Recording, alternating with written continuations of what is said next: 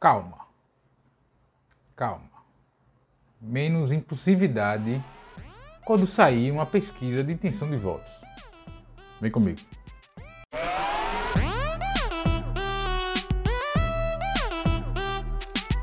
Antes de seguir, gostaria de pedir seu like nesse vídeo e sua inscrição nesse canal. Vai custar para você de graça e você nos ajuda a chegarmos a mais pessoas. Especialmente neste ano da eleição mais importante da história do Brasil. Obrigado. Eu gravo esse vídeo na tarde de 12 de agosto, por volta das 3h30, e eu refleti muito se eu iria ou não gravar esse vídeo, né? As redes sociais, quando eu parei para ver, enfim, o Twitter, Facebook, etc., principalmente o Twitter, estava uma onda de pessimismo, de derrotismo, por conta da pesquisa Quest em Minas Gerais, em que Bolsonaro reduziu a vantagem de Lula de 18 para 9 pontos. E aí logo surgem avaliações das mais variadas, né? Vai perder, e aí seriam mais os bolsonaristas com relação a isso. A outra aqui foi o aumento do Auxílio Brasil, que tem, sei lá, não tem 5 dias que começou a entrar esse valor a mais, né? Tem pouco tempo, enfim. N situações, enfim, fake news, a imprensa, não sei o que. Calma. Vamos ter calma, né? Primeiro que o fato de ter essa redução em Minas, e no caso em São Paulo também, não significa ser no todo, né? É preciso que a gente espere as pesquisas, a sequência das pesquisas para avaliar a variação das intenções de voto, de rejeição de governo, etc, etc. E sempre comparar o Instituto com ele mesmo. Não adianta sair agora a Quest com um dado, aí amanhã sai outra pesquisa com um dado mais favorável, e aí a variação do humor, enfim, das avaliações muda da água para o vinho. As pesquisas, elas têm metodologias diferentes, e é por isso que elas trazem números diferentes. Mas se olharmos no geral, elas têm números aproximados entre si, né? Mas é importante a gente sempre acompanhar as mesmas pesquisas, né? Nesse vídeo que está aparecendo aqui agora, eu subi ele no dia 18 de março. E foi justamente sobre uma pesquisa da Quest. Não foi uma Quest estadual, foi uma Quest nacional. Mas já naquela, em março, a rejeição a Bolsonaro caiu de 45 para 23 pontos. Em vez de se mantendo nessa faixa nacional há muito tempo, estabilizado nessa faixa, mas caiu naquela de 45 para 23. Em março ali, aquilo foi o efeito da instituição do Auxílio Brasil, né? O que é que eu pontuei no vídeo, né? Que foi o efeito da instituição do Auxílio Brasil, então em R$400, e o fim da pandemia, o fim do isolamento social, né? E no próprio vídeo eu comento que teve mais peso a questão do fim da pandemia, porque isso é a volta, aspas, à normalidade, ao convívio, aos locais de trabalho, aos bares, aos restaurantes, aos shoppings, ao comércio de forma geral, né? As pessoas podendo sair às ruas, infelizmente muita gente fazendo isso sem máscara, enfim. Essa sensação de normalidade, ela diminui o tensionamento social. O pico de rejeição do Bolsonaro foi durante o combate no centro, no foco da pandemia de Covid-19, com a postura dele negacionista. Enfim, aí a gente teve CPI da pandemia, a gente teve uma série de coisas que fez despencar a avaliação positiva do Jair Bolsonaro.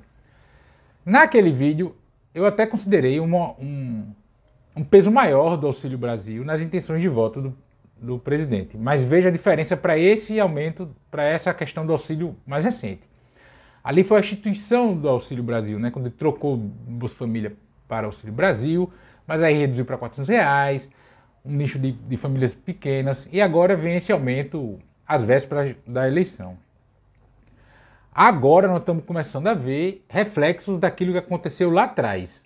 Não foi cavalo de pau, não foi sobressalto.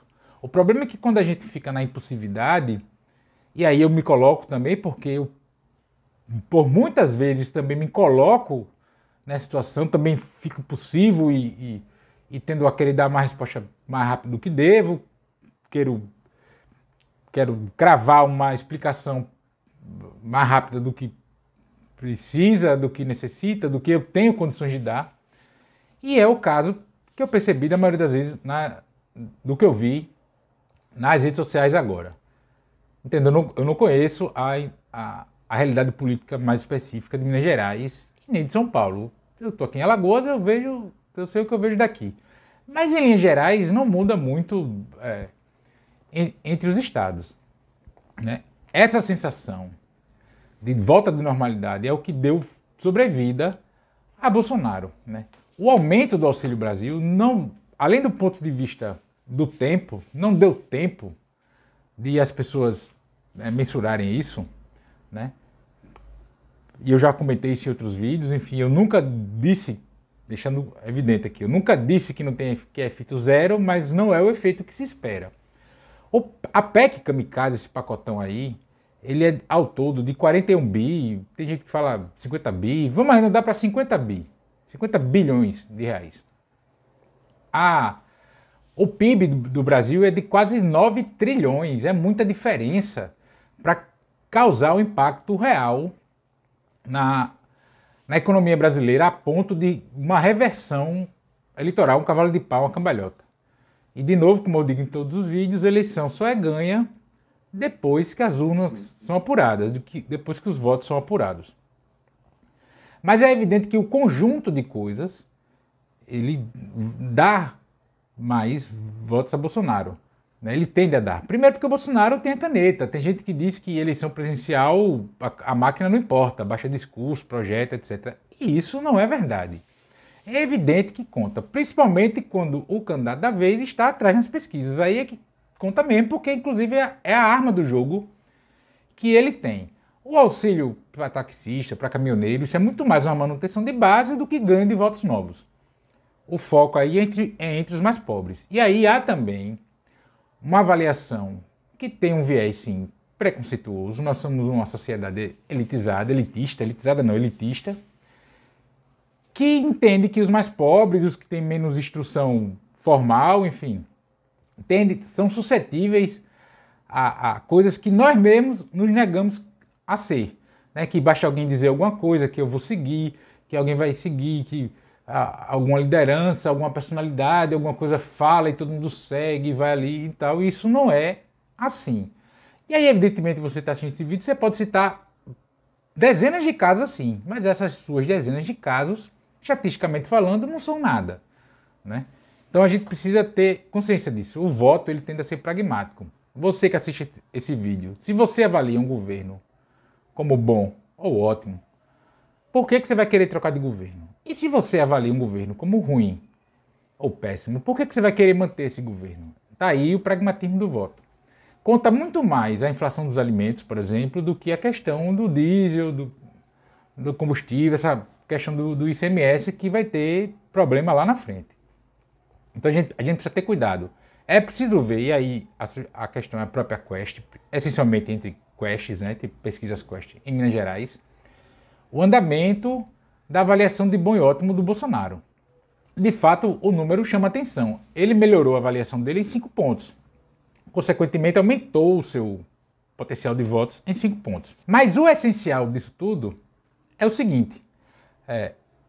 O Lula ele tem uma estabilidade bem à frente dos demais candidatos, né? Ele está ali. Cai um pouco, sobe um pouco, cai um pouco, sobe um pouco, fica ali, mas ele mantém uma estabilidade ali em torno dos 43%, 45% dos votos totais, né? Beirando, a depender da pesquisa, a eleição em primeiro turno. Que eu já falei em outros vídeos, quando eu participo das lives do Cine Aeroespacial, né, no canal do Cine Aeroespacial, todas as segundas-feiras. E aí, se você nunca viu, acessa lá às 7 horas da manhã. Eu, a cada semana que passa, fico menos reticente, mas eu sou reticente à hipótese de vitória em primeiro turno, essencialmente porque nunca aconteceu, né? Nem na reeleição, Lula venceu no primeiro turno. Lula ficou a menos de 2 pontos de vencer no primeiro turno, mas não venceu o primeiro turno na sua reeleição em 2006. E aí, depois do segundo turno, ele teve mais o adversário dele, que era o Alckmin, né? Teve menos votos no segundo turno que no primeiro. Mas enfim, voltando. Então a gente precisa ter mais calma nessa análise, né? Nem o derrotismo, nem também o salto alto. A eleição só se ganha depois que as urnas são apuradas. Bolsonaro tem a máquina na mão. Essa questão do auxílio, como eu já falei e reafirmo, da PEC Kamikaze como um todo, ela tem muito mais peso eleitoral para a eleição de deputados, por exemplo, porque é um voto diferente e tal, do que a eleição para presidente. Saiu agora um dado que teve deflação de 0,6, 0,68, né? Enfim, isso é traço estatístico, mas, de todo modo, do alimento continuou tendo, e alta. A inflação de alimentos é que mais conta. A gente tem uma redução dos índices de desemprego e a gente sabe que teve essa mudança da forma de calcular esses índices, ou seja, o bico está contando como emprego aí e tal, está contando tudo praticamente, né? E houve essa redução. E é isso que está dado. É isso que influencia mais a questão do voto do que PEC, kamikaze, do que auxílio, né? É o que vem ocorrendo ao longo do tempo, né? Quando se decretou, né, formalmente ou informalmente, que o Queiroga andou falando uma besteira dessa aí, o fim da pandemia e as pessoas voltaram aos seus locais de trabalho, os serviços, o setor de serviço essencialmente começou a contratar de novo, as pessoas voltaram à rotina.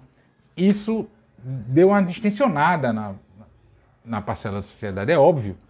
Porque imagine você, trancado dentro de casa, 1 ano e meio, 2 anos, trancado dentro de casa, muitos perderam emprego, desempregados, né? A situação periclitante para muita gente.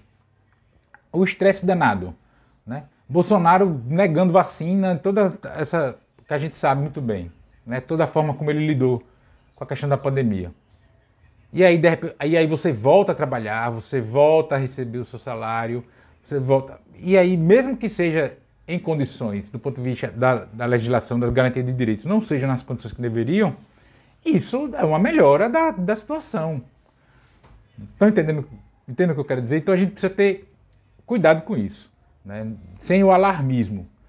Mas é sempre evidente que campanhas só se vence depois que as urnas são apuradas. Aí amanhã sai uma outra pesquisa, e aí dá a projeção de votos que eu quero, que você quer, enfim, independente do seu candidato, a felicidade extrema, é isso, é essa que está certa, as outras estão erradas. E não é bem assim. Porque até para uma pesquisa conta o momento que as informações estão sendo coletadas. E pesquisa de intenção de voto é intenção, não é voto.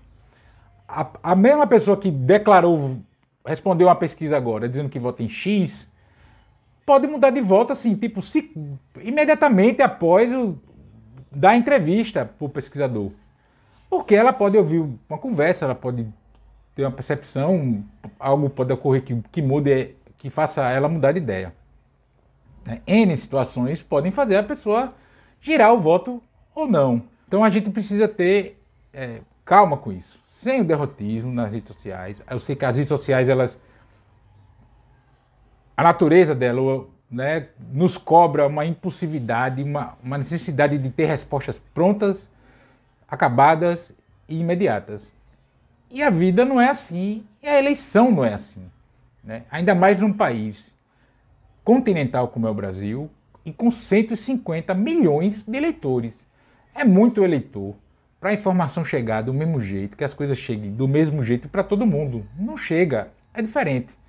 E é por isso que a gente precisa ter calma com isso, cuidado com isso. Nem derrotismo, nem salto alto. Na verdade, o que a gente precisa ter é prudência. Mas e você, o que acha disso tudo? Comenta aqui. Também peça seu like nesse vídeo e sua inscrição nesse canal. Não vai custar nada para você de graça e você ajuda a aumentar o alcance desse espaço. Também peço que você compartilhe esse vídeo em todas as suas redes sociais. Assim a gente fortalece a luta minha e sua contra o fascismo brasileiro. E nos comentários você pode discordar o quanto quiser do que eu acabei de falar. Mas só não vale xingar nem falar da mãe do povo. Grande abraço.